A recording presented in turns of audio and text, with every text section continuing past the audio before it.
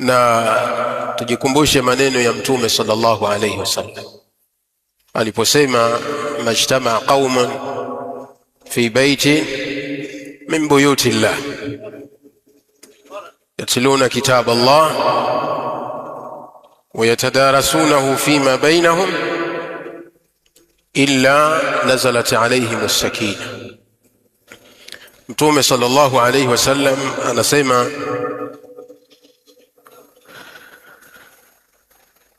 hawatajikusanya watu katika nyumba miongoni mwa nyumba za Allah tabaraka wa taala, na buyutullahi azza wa jalla fil ardi hiya almasajid, nyumba za Allah hapa ardhini ni misikiti. Kwa hivyo Mtume sallallahu alayhi wasallam asema hawatajikusanya watu katika nyumba miongoni mwa nyumba za Allah tabaraka wa taala, yatluna kitab Allah, wakisoma kitabu cha Allah, wayatadarasunahu fima bainahum, na wakisomeshana baina yao kitabu cha Allah tabaraka wa taala, wakisomeshana Qur'ani, kadhalika fiqhi ya Qur'ani, kadhalika fiqhi ya sunna, illa nazalat alayhim as-sakina, isipokuwa watu hao watashukiwa, watateremkiwa na utulivu. Allah tabaraka wa taala atawateremshia utulivu wa nyoyo, kadhalika utulivu wa viwiliwili. Illa nazalat alayhim as-sakina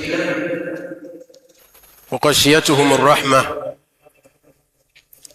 Kadhalika katika faida Mtume sallallahu alayhi wasallam akasema, na watakuwa ni wenye kufunikwa na rehema za Allah tabaraka wa taala. Wa ghashiyatuhum ar-rahma, na watakuwa ni wenye kufunikwa na rehema za Allah jalla fi ula. Na si hivyo tu, wahaffatuhum almalaika. Kadhalika katika faida za majalisi hizi za kheri, majalisul ilmi, wahaffatuhum almalaika, malaika huwafunika kwa mbawa zao. Na hapa kuna maelezo mengi ya wanachuoni katika malaika, namna wanavyowafunika kwa mbawa zao. Imma kama anavyosema al-Sheikh al-Allama Muhammad ibn Salih al-Uthaymeen rahimahullahu ta'ala, imma malaika wanawafunika kwa mbawa zao hisiyan, kwa mbawa zao halisi walizoumbiwa na Allah tabaraka wa taala, wanawafunika kwa zile mbawa zao.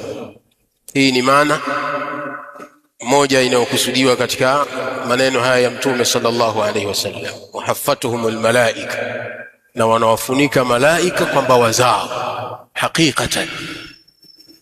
Lakini maana nyingine ya kuwafunika malaika kwa mbawa zao, kwa maana akasema ya kwamba malaika wanakuwa ni wenye kuwaombea dua, wanakuwa ni wenye kuombea dua ya rahma na maghfira kwa Allah subhanahu wa ta'ala, kwa wanakuwa wamefunikwa na mbawa za malaika kwa maana za rahma. Malaika wanakuwa ni wenye kuwahurumia waja hao wa Allah tabaraka wa ta'ala na kuwaombea dua kwa Allah jalla fi ula, kwa muda ambao wako katika vikao vya kielimu, wanatumia muda wao, wameacha mambo yao ya kidunia, lakini wamekuja katika nyumba ya Allah, wanatafuta radhi za Allah. Kwa malaika wanawaonea huruma watu hawa, kwa wanakuwa ni wenye kuwaombea dua ya thabati, dua ya rahma, dua ya maghfira kwa Allah subhanahu wa ta'ala. Hizi ni katika maana ambazo maulama wameelezea katika hadithi hii, wahaffatuhum almalaika. Lakini si hivyo tu, haitoshi katika faida alizozitaja Mtume alayhi salam katika hadithi hii, akasema wa dhakarahumullahu fi man indahu, na Allah tabarak wa taala huwataja waja wake hao mbele ya malaika almuqarrabun, mbele ya malaika wake walioko juu. Kwa maana Allah tabarak wa taala anakuwa ni mwenye kuwasema vyema, kuwataja kwa uzuri wanafunzi na Waislamu kwa ujumla wenye kukaa katika vikao hivi, anawataja kwa uzuri mbele ya malaika wake watukufu. Unaonaje Muislamu kutajwa na Allah tabaraka wa taala kwa wema, kutajwa na Allah jalla fi'ala kwa uzuri mbele ya malaika? Unaonaje hii? Ni kheri iliyoje, kwamba muangalie mja wangu fulani amekuja katika nyumba yangu, ametulizana, anasikiliza maneno yangu, mbashirie kheri, mpe bishara. Kwa hiyo katika nukta ya mwisho ya hadithi tumeona kwamba Mtume sallallahu alayhi wasallam ameelezea katika faida za majalisi za dhikr, majalisul ilmi, ni kwamba ni sababu ya sisi kutajwa na Allah tabaraka wa taala mbele ya malaika almuqarrabun, na hii ni kheri kubwa sana, kheri kubwa sana. Mfano mdogo tu ionekane Muislamu au mtu unatajwa na mtu aliyekuwa mkubwa. Huu ni mfano. Ukasikia kwamba shekhe fulani mathalan, katika mashekhe wakubwa ambao wana manzila Allah tabarak wa taala amewanyanyua, au katika watu wenye nafasi katika nchi, ukasikia kwamba anakutaja kwa uzuri, bwana, nimemsikia fulani na kusema vizuri sehemu fulani. Utajisikiaje? Bila shaka utajisikia faraja, yani moyo wako utahisi baridi, utahisi furaha kwa kutajwa kwa uzuri na mtu huyo ambaye hukutarajia, mtu mwenye nafasi yake. Sasa huyu ni mwanadamu mwenzio, unajisikia furaha kwa kukutaja kwa uzuri. Fakaifa birabbik, inakuwaje Muislamu ukisikia kwamba Mola wako anakutaja kwa uzuri, tena inda almala'il a'la? Ni kheri iliyoje, kheri kubwa. Muislamu anatakiwa kheri hizi kuzikimbilia, na hivi ni vikao vya kielimu, vikao vya kielimu ambavyo Waislamu wengi wanavikimbia. Utakuta Waislamu wakisikia kuna munasaba fulani, wakaalikwa, masha Allah, watu wanafika kwa wingi kama hivi, Allah wabariki, na watu wametoka mbali, wamekuja kwa ajili ya munasaba wa muhadhara huu wa Sheikh,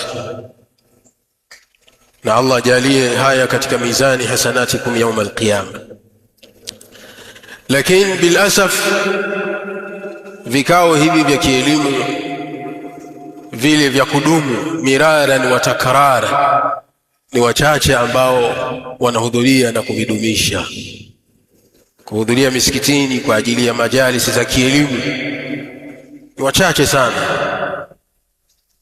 Sasa kwa maana ukiangalia hadithi hii tuliyoisoma, ni Waislamu wengi wanakosa fadhila, wanazikosa hizi faida alizozitaja Mtume sallallahu alayhi wasallam katika hadithi hii ya watu kwenda misikitini kwa ajili ya kusomeshana kitabu cha Allah jalla fi'ala. Mtu yuko tayari akae pale nje kijiweni, anapiga stori na kunywa kahawa wakadha, na kuangalia mtandaoni kipi kimetrendi, basi na yeye anadili nacho.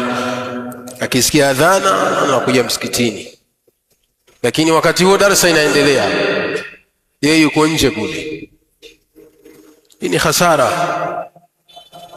Ni kheri iliyoje Muislamu kutumia muda wako nusu saa dakika 40 kuja darasani hapa, na sio katika chumba cha darasa bali ni msikitini. Ni kheri iliyoje, ni kheri juu ya kheri. Hebu tujitahidi sana ndugu zangu Waislamu, wanafunzi kadhalika na wasiokuwa wanafunzi, Waislamu wa kawaida, tutenge muda wetu. Na walillahi alhamdu, hiki ni kipindi tayari marakizi zilikuwa ijaza, zilikuwa katika likizo ya Ramadhani. Sasa hivi marakizi zimefunguliwa, bila shaka marakizi nyingi jana zimefunguliwa, zingine juzi, wa hakadha, na durusi zimekuwa ni zenye kuanza na kuendelea. Kwa hivyo nichukue fursa pia kuwahimiza Waislamu kuhudhuria majalisi za kielimu, vikao vya halakati misikitini. Pangeni mambo yenu, wafanya biashara na wengineo, pangeni mambo yenu, pangilieni mambo yenu vizuri, lakini mtenge muda wa kuhudhuria misikitini talaban lililmi, kwa lengo la kukaa chini kwa mashekhe kutafuta elimu. Mchana kutwa unatafuta maisha, na hiyo ndo mfumo wa Allah tabaraka wa taala. Waja'alna an-nahara ma'asha,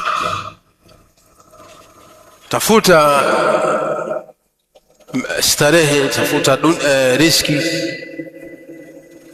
katika nyakati za mchana. Lakini pia usisahau unapopata faragha, muda huo huo wa mchana, kuweza kutafuta akhira yako. Na katika kutafuta akhira ni kuhudhuria majalis, kwenda darasani kusoma. Lakini kama huna muda wa kuweza kuingia darasani kusoma mchana, basi si vibaya ile kipindi cha usiku kuhudhuria japo zile darasa za halakati misikitini, unakuwa hujakosa kabisa, na utakuwa katika kheri kubwa, kwa sababu huo ndio wasaa wako aliokujalia Allah tabaraka wa taala, kwamba mchana kutwa ulikuwa katika fantasy, basi magharibi unatenga kwamba muda huu wa magharibi kila yao na kuwa darasani. Basi hii ni kheri kubwa sana. Lakini wewe mchana unatafuta riziki, usiku uko katika mambo mengine ambayo hayana faida saa zingine na akhira yako na dunia yako na dini yako. Wadhalika huwa alkhusran almubin, wa na'udhu billahi min su'il hal. Kwa hivyo tujitahidi sana Waislamu.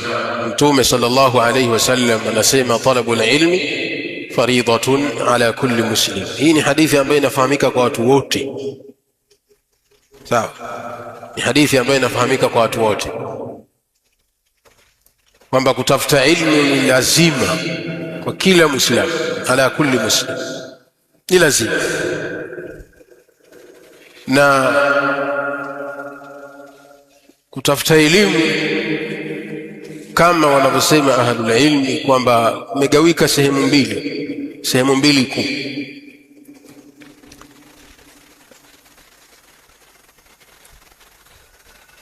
Kuna elimu ambayo talabuhu fardun aini, ni lazima, fardun aini, ni lazima kwa kila mmoja.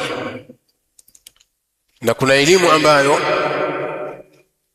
talabuhu fardun kifai, kuitafuta kwake ni fardhu kifaya. Elimu ambayo kuitafuta kwake ni fardun aini, ni fardhu ya lazima, kwa maana ala kulli ahadin, ni ile ambayo Muislamu anatafuta elimu hiyo ili aweze kujua kaifa ya'budu rabbahu, vipi atamwabudu Mola wake. elimu ya kujua namna ya kumwabudu Mola wake. Islamu asome, ajue namna ya kuswali kuanzia kule kwenye khala, huko vyooni, kadhalika katika makulateni, usome namna ya kujitaharisha, kadhalika usome namna ya kushika udhu na kuoga, usome namna ya kuswali na mengineyo, elimu ambayo itakusaidia wewe kujua namna ya kutekeleza ibada ya wajibu. Hii inakuwa utafutaji wake ni fardhu kwa kila Muislamu, na sio kwamba shekhe fulani akishajua ndo nao umejua. La, lazima na wewe usome kwamba shekhe yupo, kwa hivyo anatosha kutia udhu kwangu, nitasoma kwa shekhe, yani shekhe akishatia na mimi ndo nimetia udhu. La, lazima na wewe usome ujue namna ya kutia udhu. Hii ni fardhu ain. Ama aina nyingine fardhu kifaya, na naambiwa mashekhe tayari wamefika, na takuwa si katika adabu kuendelea na mazungumzo wakati wageni washafika. Jazakumullahu khair wa barakallahu fikum, na Allah tabaraka wa taala tuwafikishe na tujalie tuwe ni wenye kuthibiti na kuwa makini darasani, na tutahini na mtihani wa nuas, usingizi na mfano wake mpaka mwisho wa muhadhara. Na Allah tabaraka wa taala tuwafikishe tuweze kupata faida kwa shekhe wetu. Wallahu taala a'lam, wa sallallahu ala Muhammad wa ala alihi wa ashabihi ajma'in, walhamdulillahi rabbil alamin. Subhanallah bihamdihi, subhanakallahumma bihamdik, ashhadu an la ilaha illa anta, astaghfiruka wa atubu ilayk.